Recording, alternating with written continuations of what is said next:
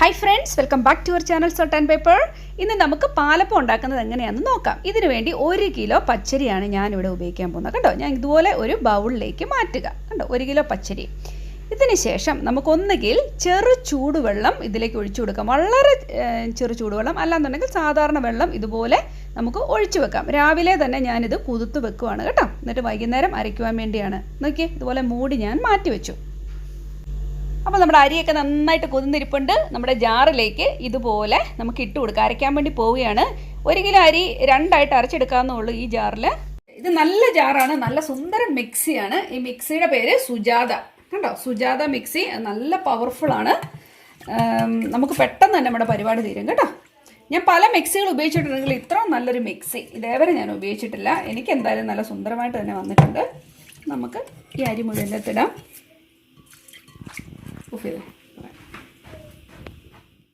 Okay, അപ്പം ഞാൻ അരി ഇട്ടേക്കുന്ന കണ്ടോ. ഇതിലേക്ക് ഇപ്പോൾ തന്നെ ഞാൻ ഇച്ചിരി ഈസ്റ്റ് ചേർക്കും. നിങ്ങൾക്ക് ഏത് തരത്തിലുള്ള ഈസ്റ്റും ചേർക്കും. ഞാൻ കുതിർത്ത് വെക്കും, അങ്ങനെയൊന്നുമില്ല. കുറച്ച് ഈസ്റ്റ് ഓരോ പ്രാവശ്യം എടുക്കുമ്പോഴും അതിലേക്ക് ആ ജാറിനകത്തോട്ട് ഇച്ചിരി ഇട്ട് കൊടുക്കും. അതുപോലെ തന്നെ ഇതിൻ്റെ കൂട്ടത്തിൽ തന്നെ ഞാൻ ഇച്ചിരി ഷുഗറും ആഡ് ചെയ്യും. കണ്ടോ, ഇച്ചിരി ഷുഗറും ഇട്ട് കൊടുക്കണം. എന്നാൽ മാത്രമേ ഇത് പെട്ടെന്ന് പൊങ്ങി വരികയുള്ളൂ കേട്ടോ. ഓക്കെ, ഇതിനാവശ്യമായ വെള്ളം നമുക്ക് ഇതുപോലെ ഒഴിച്ചു കൊടുക്കാം. കണ്ടോ, ഒത്തിരി അങ്ങ് വെള്ളത്തിൽ കുതുക്കരുത്, ഇത്ര വെള്ളം മതിയാവും. ഓക്കെ, അപ്പോൾ അരി നല്ല സുന്ദരമായിട്ട് അരഞ്ഞിട്ടുണ്ട്. ഓക്കെ, ഇനിയിപ്പം നമുക്ക് ഇതിനെ പാത്രത്തിലേക്ക് ഒഴിക്കാം.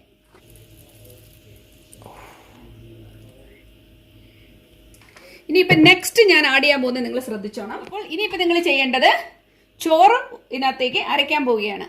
ഇതിപ്പം കുറച്ച് വെന്ത് പോയ ചോറാണ്. നിങ്ങൾ അങ്ങനെ ഒന്നും നോക്കണ്ട. സാധാരണ നിങ്ങൾ കഴിക്കാൻ ഉപയോഗിക്കുന്ന ചോറെടുക്കുക. കണ്ടോ, ഈ തവിക്ക് ഞാനൊരു 4 തവിയാണ് ചേർക്കുന്നത്. കാരണം ഇത് 1 കിലോ അരിയുണ്ട്.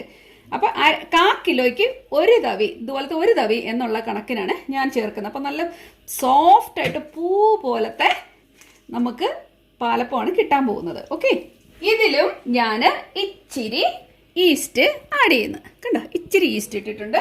അതുപോലെ തന്നെ ഇച്ചിരി ഷുഗർ. കണ്ടോ, നിങ്ങൾ ഓർക്കും ഞാൻ ഒത്തിരി ഈസ്റ്റും ഷുഗർ ഉപയോഗിക്കും. നിങ്ങൾ ഇതിനകത്ത് കാണുന്നതുകൊണ്ട് നിങ്ങൾക്ക് തോന്നുകയാണ്. നിങ്ങളുടെ മധുരത്തിന് ആവശ്യമായി ജസ്റ്റ് ടേസ്റ്റിന് വേണ്ടി മാത്രം. ഓക്കെ, ഒത്തിരി മധുരിക്കൊന്നും ചെയ്യരുത്. ഇതിൻ്റെ കൂട്ടത്തിൽ തന്നെ നിങ്ങൾക്ക് തേങ്ങ ചിരകിയത് ചേർക്കാവുന്നതാണ്. എൻ്റെ കയ്യിൽ ഫ്രഷ് തേങ്ങ ഇല്ലാത്തതുകൊണ്ട് ഞാനിവിടെ ഡെസിക്കേറ്റഡ് കോക്കനട്ടാണ് ഉപയോഗിക്കുന്നത്. എനിക്ക് എല്ലാത്തിനും ഒരു കണക്കാണ്. നിങ്ങളുടെ ആവശ്യത്തിനുള്ള തേങ്ങ നിങ്ങൾ ചേർക്കുക. ഇതിലേക്ക് ഞാൻ തേങ്ങയും ചേർത്തിട്ടുണ്ട്. ഇനിയിപ്പോൾ ഇതിനെ നമുക്ക് നല്ല സുന്ദരമായിട്ട് അങ്ങ് അരച്ചെടുക്കാം. ഓക്കെ, നമുക്കിതിലേക്ക് യോജിപ്പിച്ച് കൊടുക്കാം. ഓക്കെ, ഇതിനകത്ത് ബാക്കി വന്നതും എല്ലാം കൂടെ നമുക്കൊന്ന് ഇതുപോലെ വടിച്ചെടുത്തതിലേക്ക് ഇടാം. നമുക്ക് സ്പൂണ് കൊണ്ട് ഇളക്കിയാലും മതി. പക്ഷെ ഞാൻ എൻ്റെ കൈയാണ് ഇവിടെ ഉപയോഗിക്കാൻ പോകുന്നത്. നന്നായിട്ടൊന്ന് മിക്സ് ചെയ്ത് കൊടുക്കുക. കണ്ടോ, ഇതിൻ്റെ ആ കൺസിസ്റ്റൻസി നോക്കിക്കേ. കണ്ടോ, ഇതിനകത്തിട്ട് ഇളക്കുവന്ന് നിങ്ങൾ ഓർക്കുമല്ലോ. പക്ഷെ നിങ്ങളെയും കൂടെ കാണിക്കാൻ വേണ്ടി ഞാൻ ഈ പണി കാണിക്കുന്നത്.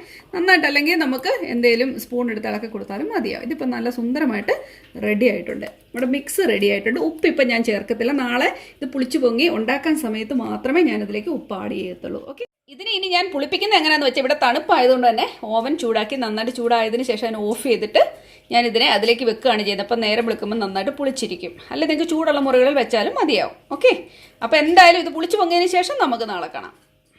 നോക്കിക്കേ, ഇന്നലെ രാത്രിയിൽ നമ്മൾ പുളിക്കാൻ വെച്ചല്ലേ. നോക്കിക്കേ, പുളിച്ചു പൊങ്ങുന്ന കണ്ടോ. നിങ്ങൾ സൈഡ് നോക്കിയാൽ മതി. കണ്ടോ, ഇത് കണ്ടോ, പുളിച്ച് നിൽക്കുകയാണ് സംഭവം. കണ്ടോ, സുന്ദരമായിട്ടിരിക്കുകയാണ്. ഇനി ഞാൻ ഇതിലേക്ക് ഒരേ ഒരു കാര്യം ആഡ് ചെയ്യാനുള്ളൂ. ഇച്ചിരി ഉപ്പ് ഇതിലേക്ക് ആഡ് ചെയ്ത് കൊടുക്കുക. കണ്ടോ, ടേസ്റ്റിന് ആവശ്യമായ ഉപ്പ്.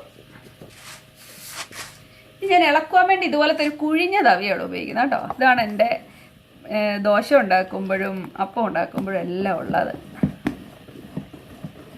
നന്നായിട്ട് നമുക്കൊന്ന് ഇളക്കി ഇതിനെ ഒന്ന് യോജിപ്പിച്ചെടുക്കാം.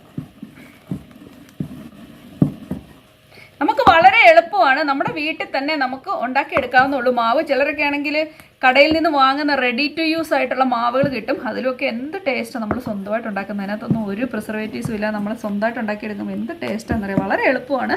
ഇതിൻ്റെ ഈ കൺസിസ്റ്റൻസി ഇതിനകത്ത് ചേർക്കുന്ന കാര്യങ്ങളൊന്നും അറിഞ്ഞിരുന്നാൽ മതി. അത് നിങ്ങൾക്ക് മനസ്സിലായെന്ന് ഞാൻ കരുതുന്നു കേട്ടോ.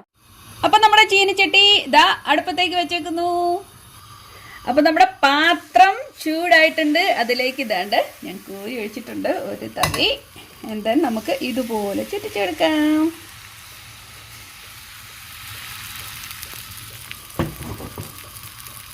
നമ്മൾ ഒരേ ഒരു പ്രാവശ്യം മാത്രമേ ചുറ്റിക്കാവുള്ളൂ, അല്ലാതെ 2-3 പ്രാവശ്യം അതിൻ്റെ ചുറ്റും ചുറ്റിച്ച് കഴിഞ്ഞാൽ അപ്പത്തിൻ്റെ ഷേപ്പും അപ്പത്തിൻ്റെ രൂപവും ഭാവവും മാറിപ്പോകും കേട്ടോ. നമുക്കിനി മൂടി വയ്ക്കാം. ഇത് നോക്കിക്കേ, നമ്മുടെ അപ്പം റെഡി ആയിട്ടുണ്ട്. പൂ പോലൊരു പാലപ്പം കേട്ടോ.